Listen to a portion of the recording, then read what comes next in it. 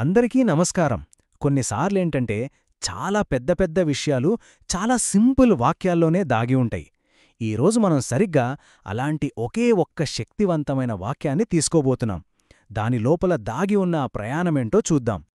So మనం పరిశీలించబోయే మూలవాక్యం ఇదే. గణేష్ మంత్రం అడ్డంకుల నుండి మోక్షం పొందే చిట్కా.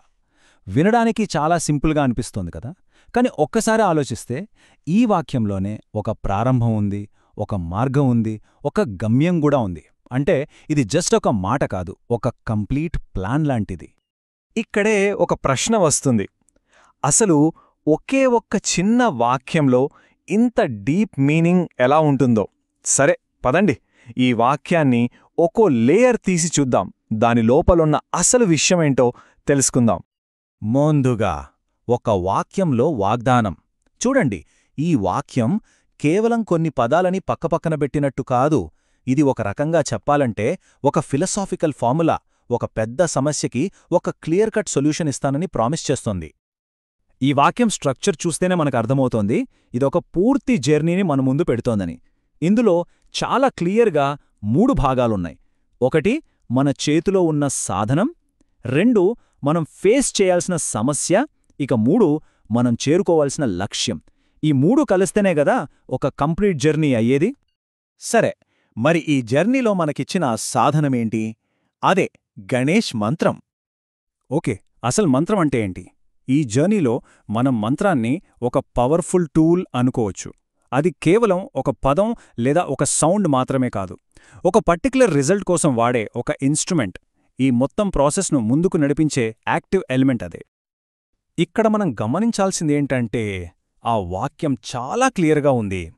ఏదో ఒక మంత్రమని జనరల్గా చెప్పలేదు, స్పెసిఫిక్గా గణేష్ మంత్రమని చెప్పింది.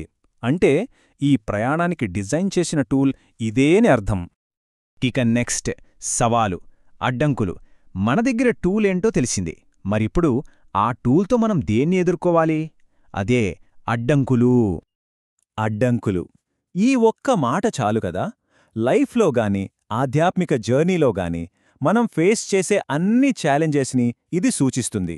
అవి బయటనుంచి రావచ్చు, లేదా మన లోపల నుంచే ఉండొచ్చు. ఈ వాక్యం ఈ ఛాలెంజ్ని డైరెక్ట్గా గుర్తిస్తోంది. రైట్, ఇక ఫైనల్ పార్ట్, లక్ష్యం, మోక్షం. మనం ఏ ఛాలెంజ్ ఫేస్ చేయాలో చూశాం, దానికి ఏ టూల్ వాడాలో చూశాం. ఇక లాస్ట్ అండ్ ఫైనల్, ఈ జర్నీలో మన అల్టిమేట్ డెస్టినేషన్ ఏంటో చూద్దాం. మోక్షం, సింపుల్గా చెప్పాలంటే లిబరేషన్, స్వేచ్ఛ. మనం ఇందాక మాట్లాడుకున్న అడ్డంకులు అనే ప్రాబ్లంకి ఇది ఎగ్జాక్ట్ ఆపోజిట్. అంటే ఆ అడ్డంకుల నుంచి కంప్లీట్గా బయటపడిన స్టేజ్ అనమాట. అదే మన గోల్. సో చూశారుగా, ఈ జర్నీ సమ్మరీ ఇదే. ఒకవైపు అడ్డంకులనే ఛాలెంజ్ ఉంటే మరోవైపు మోక్షమనే సొల్యూషన్ ఉంది. ఈ వాక్యం మనకు చూపిస్తున్నది ఈ ట్రాన్స్ఫర్మేషన్ జర్నీనే. సరే, ఇప్పుడు ఈ మూడిటిని కలిపి చూద్దాం. ఇవన్నీ కలిసి ఒకే ఐడియాగా ఎలా మారుతున్నాయో. ఈ మొత్తం జర్నీని మనం ఒక 3 స్టెప్ ప్రాసెస్గా చెప్పుకోవచ్చు. స్టెప్ 1, మన ముందున్న ఛాలెంజ్ని అంటే అడ్డంకుల్ని ఎదుర్కోవడం. స్టెప్ 2, దాన్ని దాడటానికి మన దగ్గరున్న టూల్ని అంటే గణేష్ మంత్రాన్ని అప్లై చేయడం. ఇక స్టెప్ 3, ఆ ప్రాసెస్ ద్వారా మన ఫైనల్ గోల్ అయిన మోక్షాన్ని అందుకోవడం.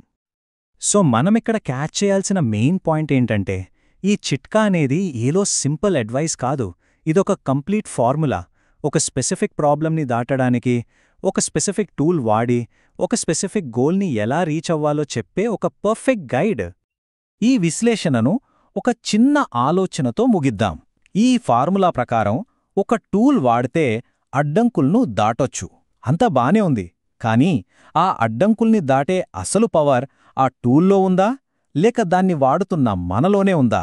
ఒక్కసారి దీన్ని గురించి ఆలోచించండి.